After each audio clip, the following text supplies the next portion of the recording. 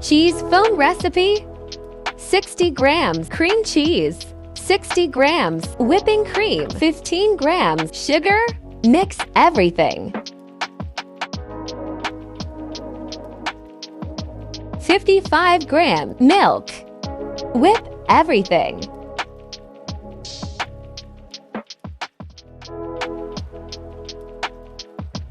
Now start doing the mango smoothie using our Goat Smoothie Mango Trio Easy Pack.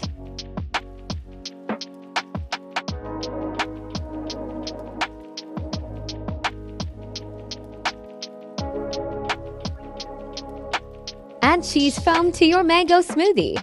Add cheese foam to your avocado milkshake.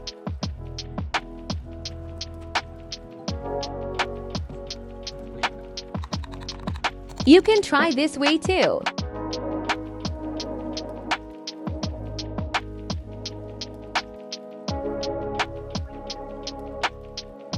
Add your favorite topping.